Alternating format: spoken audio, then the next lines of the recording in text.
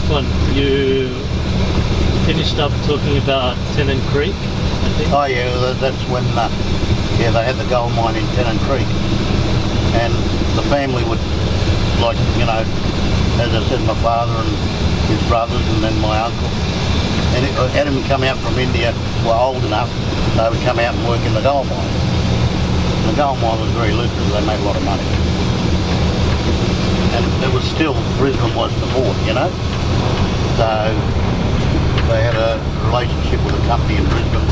They used to bring the gold down and store it there before they'd sell it and all that sort of thing. But anyway, during the war, 1942, when Australia was well and truly into the war, there was a metal in the gold mine that was used for making guns. It was useful for making guns. So under the emergency powers, the government seized the mine. And in them days, under the emergency powers, there's no compensation or anything like that. They just took the mine over and told you, said, well, you go, you know, see you later. By then, there'd been a tribe of our family there then. And so the whole family packed up and moved to Brisbane during the war, about 1942. Did anyone fight in the war from your family? No. Not directly. Jenny, you know Jenny? Yeah. From her mother's side, a lot of the family did go. Quite a few of them. Yeah. Because they were more Aussie. She's a Deen. Yeah, she's my cousin. Yeah, that's right. Her father and my father were brothers. Oh, wow.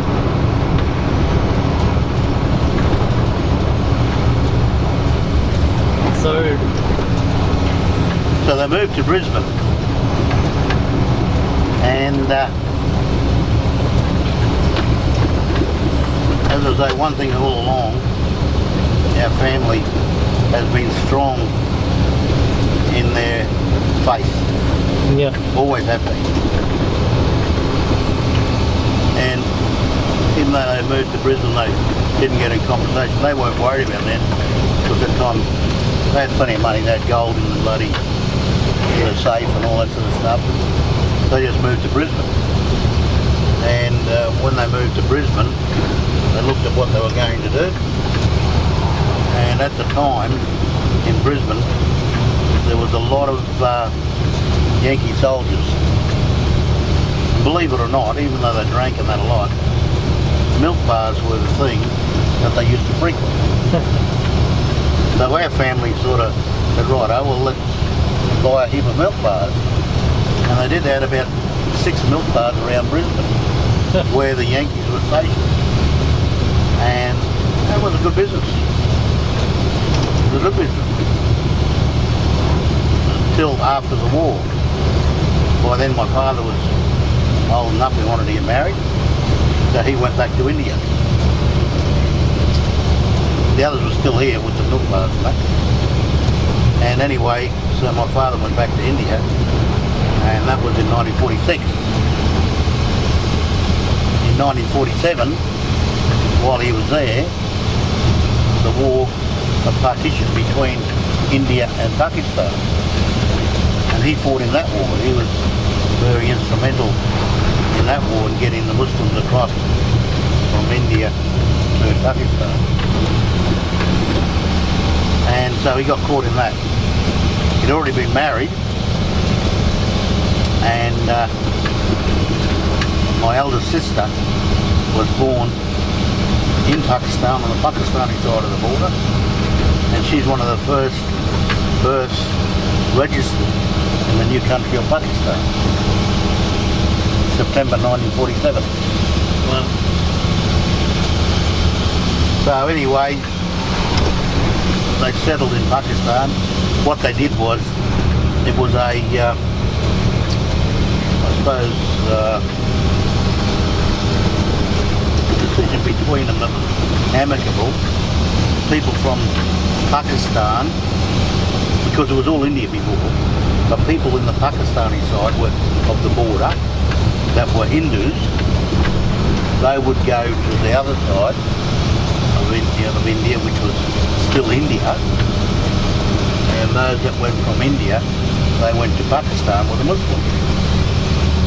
So what they did was, trying to be fair and equitable, if you had a $1 million house in India, well, they would try to give you somebody who vacated a $1 million house, an Indian family in Pakistan area, they would give you that and give that to the other fella.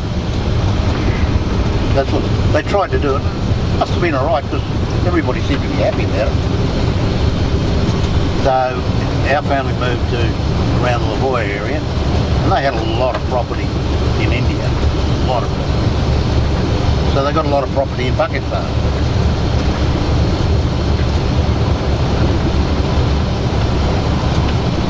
So anyway, they settled down in Pakistan, and then in 1949 my dad came back to Australia. By then they'd allowed them to bring their wife and family out. So my father's and my mother and my eldest daughter, and they only were here about 2 or 3 months when I was born, 1949. 70 years ago. So when did transportation become synonymous with the Deen family? Oh, well, they've always done transportation, as I say. First he was transporting by camel. Yeah. And then he had one of the first petrol-driven trucks travel out in the out west of Australia, delivering goods. But then they went into the milk bar business. Then after the war, when all the Yanks went back home, the milk bar business fizzled. So, and I don't know why, but they turned to making furniture and selling furniture, high quality furniture. And 3 of the stores that they had in Brisbane were in really prime locations. So they turned them into furniture stores. And for many years, that was about I think it was about 50 or 51 they did that. Up until about 1959, they had the most exclusive furniture in Queensland. And they used to sell furniture, deliver furniture, then they had their own factory for making the furniture, factory for the chrome plating, all the tables and chairs and legs and that. And they had all quality stuff. It wasn't until the big credit squeeze in 1960 when exclusive furniture nobody could afford. So they went out of business. Because they were into exclusive stuff, see? And people couldn't afford it. So then they went into well, TV's just started then, so they went into a little bit of an electrical business then, and that sort of diminished out. By then my Jenny's father had died, 1957, and they sort of drifted out from there, and then there was no longer like a Deen empire, because it all crumbled under that credit squeeze time. So they were just doing smaller stuff then. And later on then in 1962, my mother died. And Dad had 9 kids. And the youngest was only 3. Anif was only 3. So there was 9 kids. Dad had just been through the worst credit squeeze in Australia's history after the Depression. And he had all these little kids around his neck. And he didn't have a lot of money. And he just started travelling salesman, selling things. But he had the gift of the gab. He was a good salesman. So he used to go around selling stuff service stations, stuff like that. And while he was doing that, and we were still in school, when my mother died, I left school, 1962, to go and help my father. And then it was another 2 years before, well, I left school then, and it was another couple of years before the next brother to leave school. So we were going to start, he was travelling around all the time, and that wasn't a good idea with all the young kids, you know, even though he'd leave the kids home, but I used to travel with him. Anyway, he then decided that we would do cleaning yards up and moving furniture, you know. So then we bought a truck and slowly paid it off. It used to be parked under the house. We'd moved then to East Brisbane. It was parked under the house, and we just, on weekend, when he wasn't travelling, on weekends we'd do moving people's houses or cleaning people's yards up and things like that. And alhamdulillah, you know, we made a living. And then we moved then, in 64, we moved to where we are in Oxley. We moved there, we were there for 2 weeks, and our house burnt down. We lost everything. Everything. The fire took the lot. And it was that bad, Dad was even contemplating packing up and moving back to Pakistan. So anyway, he got a bit of the insurance money because the place was in mortgage, so obviously we didn't get all the money, so some of the money went to the mortgagee, but he let us have some of the money. And with the money that he gave us, you know, where we were there, that big house, see? That house, we moved there. We moved it in 3 pieces. And at that time in 1964, our street was all dirt road. It was only that wide. And the only way we could bring it was through the back paddock, because it was a wider road.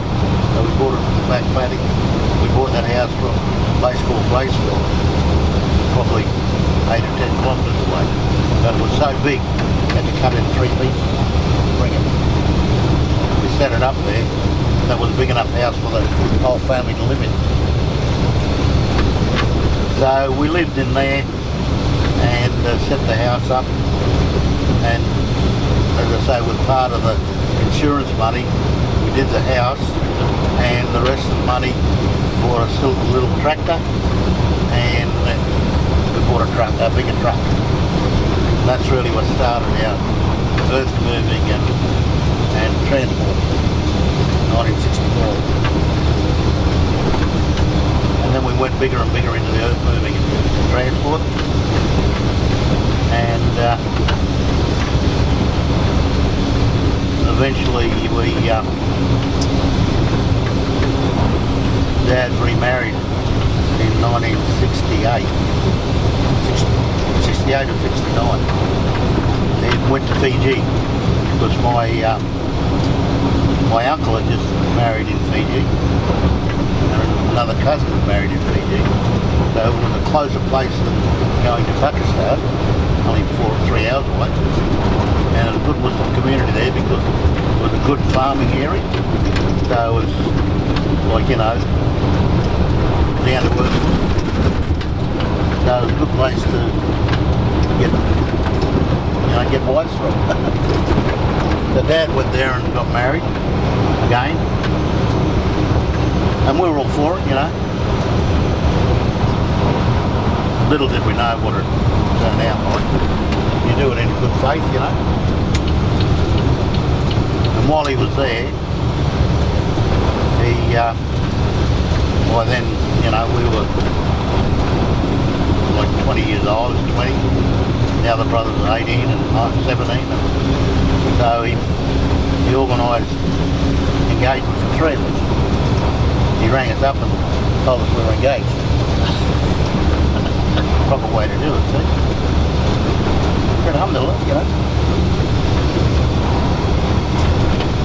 By then, alhamdulillah, we built our business up a little bit. We were doing fairly well with the trucking business, a little bit of earth moving. So anyway, he organised in 1970, probably about 6 or 8 months after he got us engaged, brought the girls out to Australia. There was 2 sisters, and because the old bloke had 3 wives, so one that from his eldest son, where my wife's come from, the other was his sister. You know, that was their foofy. So the 3, he organised 3 of them.